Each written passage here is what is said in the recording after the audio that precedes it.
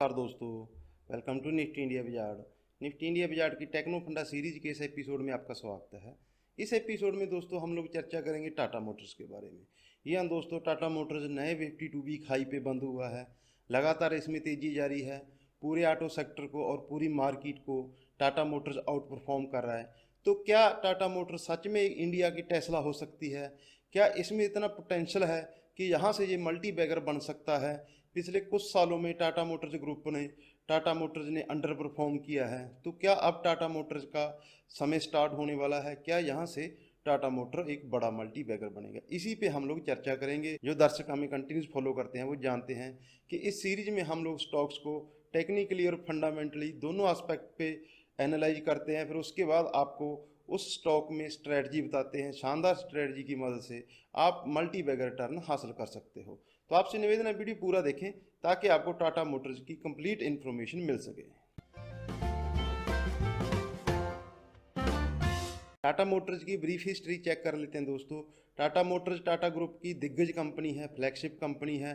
1945 में श्री जे.आर.डी टाटा ने इसकी शुरुआत की। टाटा मोटर्स की दोस्तों कुछ फ्लैगशिप गाड़ियां रही हैं जो सिर्फ टाटा मोटर्स की नहीं हमारे देश की पहचान रही हैं, जिनमें टाटा सुमो, टाटा इंडिका और अभी रिसेंट में टाटा सफारी ये टाटा मोटर्स की पहचान रही हैं दोस्तों।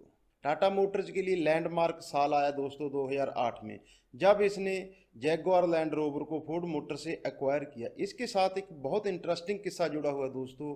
90s में टाटा ग्रुप टाटा मोटर्स का कारोबार फोर्ड ग्रुप को बेचना चाहता था, लेकिन फोर्ड ग्रुप ने इसको लेने से मना कर दिया।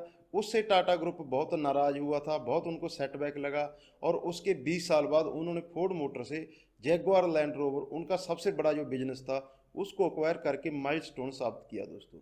तो ये इसका एक ब्रीफ चेक हो गया दोस्तों। अब चलते हैं फंडामेंटल की ओर। फंडामेंटल में हम लोग पहले कुछ नेगेटिव पॉइंट डिस्कस करते हैं, फिर उसके पॉजिटिव पॉइंट डिस्कस करते हैं। नेगेटिव पॉइंट में हम लोग हमेशा टॉप डाउन अप्रोच यूज करते हैं दोस्तों। टॉप डाउन अप्रोच का मतलब होता है कि किसी स्टॉक को इन्वेस्टमेंट के लिए सिलेक्ट करने से पहले आपको पहले मार्केट का आउटलुक देखना चाहिए, फिर जिस सेक्टर से वो शेयर बिलोंग करता है आपको उस सेक्टर का आउटलुक देखना चाहिए। तो मार्केट का आउटलुक तो हम सब जानते हैं दोस्तों कि कोरोना वायरस के घटते हुए मामले और वैक्सीनेशन की बढ़ती हुई रफ्तार, तो इकोनॉमी के रीओपन होने की वजह से आउटलुक हमारी मार्केट्स का पॉजिटिव है।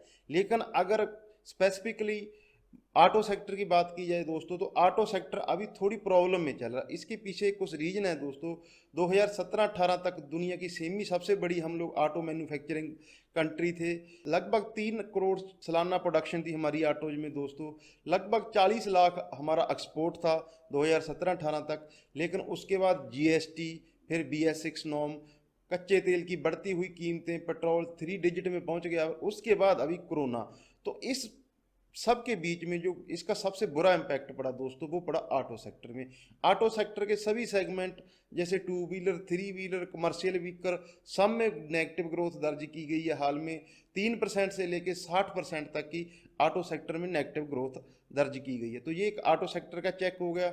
स्टॉक की बात करें दोस्तों तो इसने पिछले 5 क्वार्टर में से 4 क्वार्टर में लॉस दर्ज किया है। और अगर डेट की बात की जाए तो टाटा मोटर्स की बुक्स पे 1 लाख करोड़ से भी ज़्यादा का डेट है। तो ये टाटा मोटर्स के लिए कुछ फंडामेंटली नेगेटिव इशू हैं। अब चलते हैं पॉजिटिव की ओर कि टाटा मोटर्स में क्या पॉजिटिव है। सबसे पहले दोस्तों हम किसी भी कंपनी को एनालाइज करते हैं तो उसका जो सबसे मजबूत पहलू देखना चाहिए तो उसका कितना मार्केट शेयर है। तो टाटा मोटर्स का मार्केट शेयर देश की ऑटो सेक्टर में पिछले 10 साल के सबसे हाइज पे है। टाटा नेक्सॉन इलेक्ट्रॉनिक व्हीकल में और टाटा हैरियर जैसे इसके कुछ रीसेंट मॉडल आए हैं जिनमें टाटा मोटर्स को नई पहचान मिली है, नई इनकी सेल को नया पुश मिला है। दूसरा पॉजिटिव है दोस्तों JLR पिछले 2 क्वार्टर से पॉजिटिव कैश फ्लो जनरेट कर रही है, तो ये इसके लिए पॉजिटिव है। और सबसे अहम चीज़ दोस्तों, इस कंपनी ने अनाउंस किया है कि अगले 3 साल में कंपनी डेट फ्री हो जाएगी। तो यही मार्केट को अच्छा लग रहा है और यही टाटा मोटर्स के स्टॉक को ड्राइव कर रहा है। इसीलिए टाटा मोटर्स का शेयर 52 वीक हाइज पे चल रहा है। अब बात होगी दोस्तों, हमने फंडामेंटल एस्पेक्ट चेक कर लिए, पॉजिटिव नेगेटिव दोनों एस्पेक्ट चेक कर लिए। अब चलते हैं टेक्निकल की ओर। टेक्निकल चार्ट हमारे दोस्तों इसीलिए फेवरेट नहीं है कि हम एक प्रोफेशनल टेक्निकल एनालिस्ट हैं, बल्कि इसीलिए भी कि हमारा स्ट्रांगली ये मानना है कि फंडामेंटल हमेशा प्राइस को फॉलो करते हैं। अगर प्राइस ऊपर जा रही है 52 वीक हाई पे है तो मार्केट उसको पॉजिटिवली लेता है। जो भी आउटलुक है उस शेयर के प्रति मार्केट का पॉजिटिव होता है। बात करें डेली चार्ट्स पे, तो डेली चार्ट्स पे जो 52 वीक हाई पे चल रहा है दोस्तों, और पिछले एक साल से इसने मार्केट को जोरदार तरीके से आउट परफॉर्म किया है। वो कैसे? पिछले साल मार्च में हमारी मार्केट्स के लो लगे कोरोना वायरस के चलते, वहाँ से टाटा मोटर्स 500% बढ़ चुका है। निफ्टी की बात करें तो वो 110% बढ़ा है। ऑटो सेक्टर की बात करें तो वो 120% बढ़ा है। लेकिन टाटा मोटर्स ने 500% के शानदार रिटर्न दिए हैं। तो डेली चार्ट्स पे टाटा मोटर शानदार तरीके से परफॉर्म कर रहा है। बात करें वीकली चार्ट्स की दोस्तों, तो वीकली चार्ट्स पे भी पॉजिटिव है।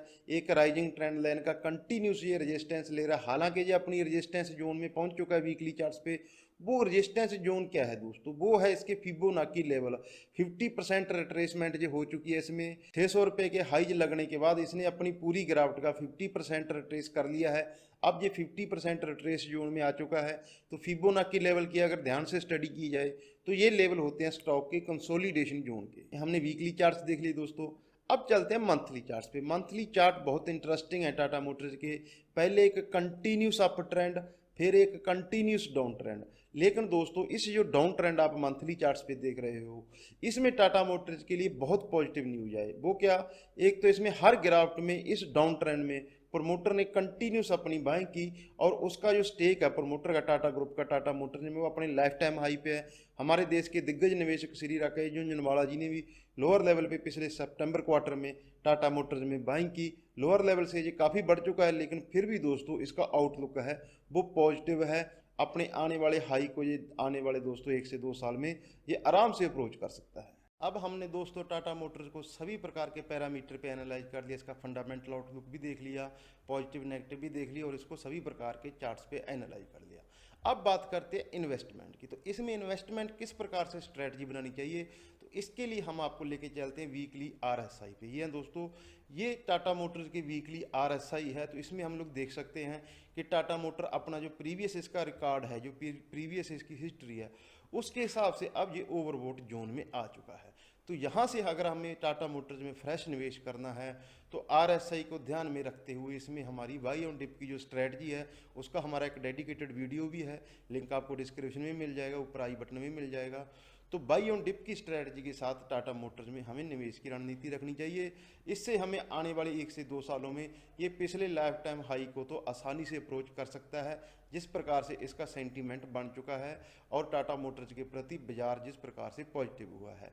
इन्वेस्टमेंट की अगर बात करें दोस्तों, तो जिस प्रकार से हम लोग इन्वेस्ट करके रिटर्न के लिए इंतजार करते हैं दोस्तों, उससे भी अहम होता है जी, हमें मार्केट्स में बहुत कम ये बात बताई जाती है।